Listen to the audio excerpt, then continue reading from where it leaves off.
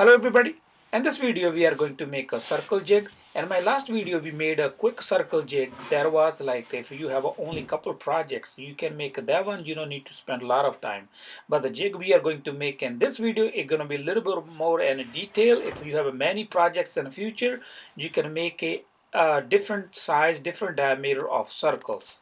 Hey friends, if you haven't subscribed my channel, please click on the subscribe button, then click on the ring bell button so you can get the latest video notification from my channel. For this project, I'm going to use a half-inch MDF board, 7-inch wide, 24-inch long. My router is only 7-inch wide, so I'm using 7-inch wide. If your router is a little bit more wider, then use wider piece. Length is dependent the diameter you need of your round circle. And we need a 2-inch screw as a pivot. I'm going to use a T-nut because T-nut is better. You can tie it by hand, couple washers, and 3 M4 screws.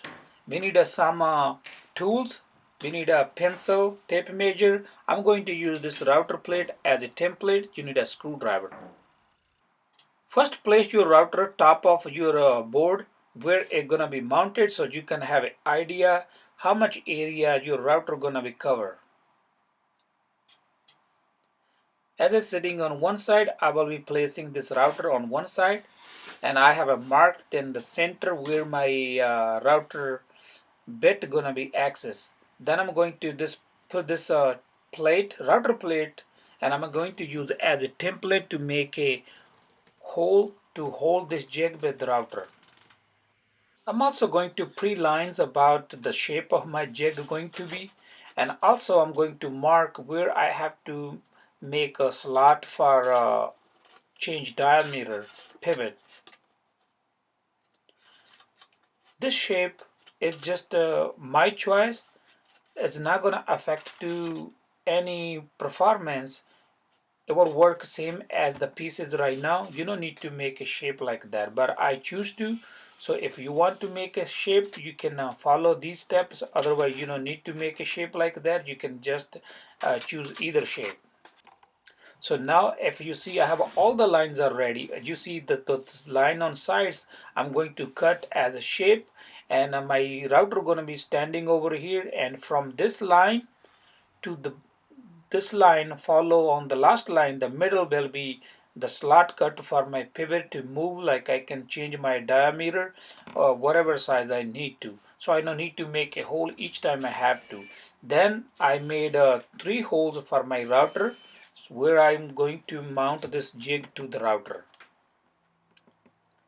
So first I use a 1/4 inch bit to make a hole, then I'm going to use a 3/8 inch sink bit to make a hole so that my screws can be set flat on a router. So they're not gonna be stuck in the way when I'm going to make a circle. Before I cut this piece to the shape I took to the router table with 1/4 inch bit, I cut a slot in the middle so my pivot can slide to the multi-size. Then I use a 3/8 inch router bit to cut slide 1/4 inch deep so my screw can slide inside flat when I'm going to make a circle. Once we made one pass, we will test with the bolt. If it's sitting free inside, then we don't need to do anything. Otherwise, just adjust your depth of router and start it again. Once you satisfy, we will get in shop. Now we're gonna take all the jig out of the router and we're gonna place a new jig top of router. As we talked earlier, to mount this jig, we need a M4 screws. Depend on your router. This specific model is DW618. This router receives the M4 screws, and my original screws didn't work because the plate was thin, but my router jig is a little bit thicker. Once our jig is mounted by the router, now time to make a router bit access hole. For that one we are going to use same router. Simply we're gonna just press router down and it will pass through. Just keep pressing until you pass through the board.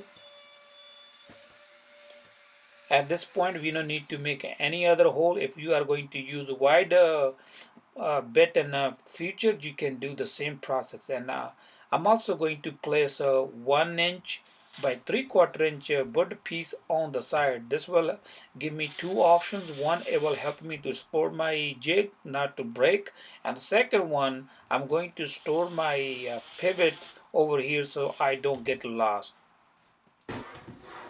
As you see, I have this piece is ready. Simply anytime you're not going to use the jig, you can put your pivot over here, sharp edge on the inside, and you just tie your nut and it will stay there. Anytime you need to use, you just simply have your like any ruler or tape measure you can use, or you can, that's the second option probably you can do. You can place permanent your roller, so you don't need to be measure each time. Then simply you put your pivot and nut inside and just tie it by the T-nut the diameter of your circle you need. You have to measure from the center of your router bit hole where you need to. You can slide.